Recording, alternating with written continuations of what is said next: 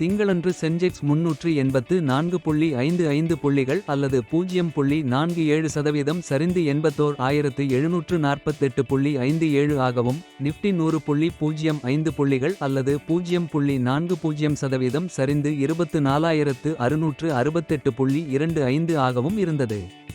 வர்த்தகம் செய்யப்பட்ட 2904 பங்குகளில் 1525 பங்குகள் உயர்ந்தன.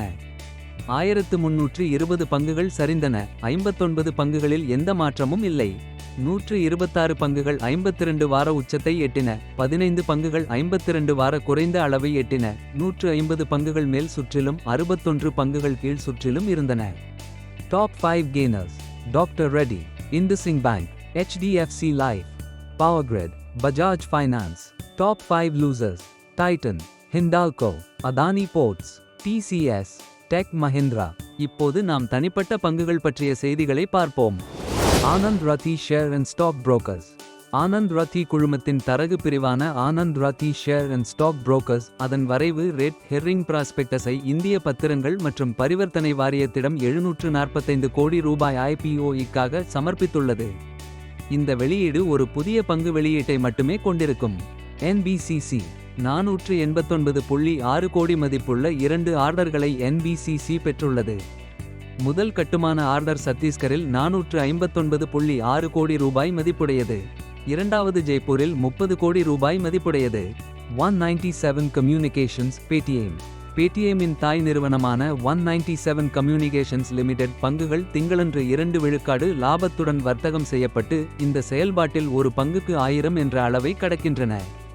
ஜனவரி 2022க்கு பிறகு இந்த பங்கு அடைந்த மிக உயர்ந்த நிலை இதுவாகும்.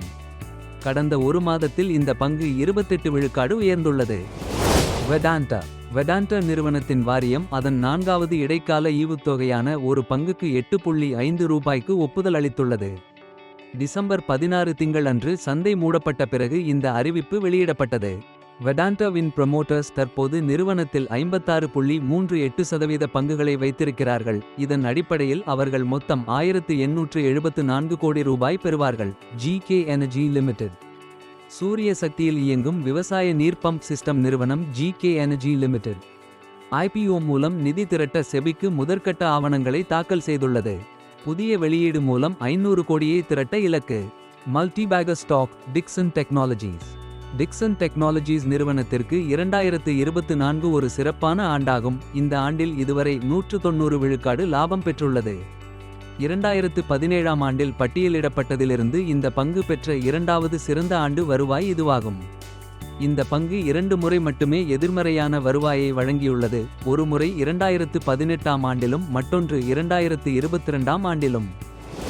சாய் லைஃப் சயின்சஸ் IPO ஒதுக்கீட்டை டிசம்பர் 16 திங்கள் அன்று இறுதி செய்ய உள்ளது. அதன் பங்குகள் டிசம்பர் 18 அன்று PSE மற்றும் NSEயில் பட்டியலிட திட்டமிடப்பட்டுள்ளது.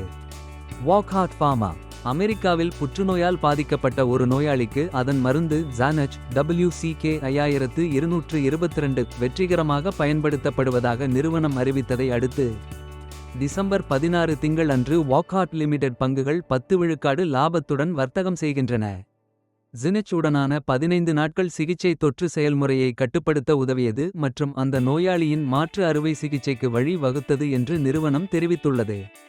HBL engineering limited Chittaranjan locomotive works நிறுவனத்திடமிருந்து ஒரு ஆர்டரை பெற்ற பின்னர் டிசம்பர் 16 திங்கள் அன்று HBL இன்ஜினியரிங் லிமிடெட் பங்குகள் 6 விழுக்காடு வரை உயர்ந்தன. HBL இன்ஜினியரிங் கவாஸ் என்றும் அழைக்கப்படும் ஆன் போர்டு ரயில் மோதல் தவிர்ப்பு முறையை TCAS வழங்குதல், நிறுவுதல் மற்றும் செயல்படுத்துவதற்கான ஆர்டரை வென்றதாக கூறியது. பிரமியர் எக்ஸ்ப்ளோசிவ்ஸ் பாதுகாப்பு மற்றும் விண்வெளி தயாரிப்புகளை உற்பத்தி செய்வதற்கான கூட்டு முயற்சியை அமைக்க NIBE ஆர்டினன்ஸ் அண்ட் மேரிடைம் துணை நிறுவனமான குளோபல் மியூனிஷனுடன் நிறுவனம் புரிந்துணர்வு ஒப்பந்தத்தில் கையெழுத்திட்ட பின்னர் பங்குகள் 10% Appar சர்க்கியூட்டில் பூட்டப்பட்டன.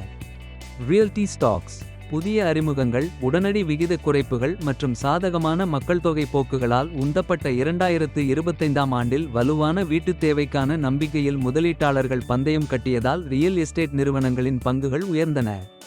Oberoi realty, Prestige estates, Macrotech developers போன்ற நிறுவனங்கள் இந்த துறையில் லாபத்தை ஈட்டி நிஃப்டி ரியால்டி குறியீட்டை 3%த்திற்கும் அதிகமாக உயர்த்தின.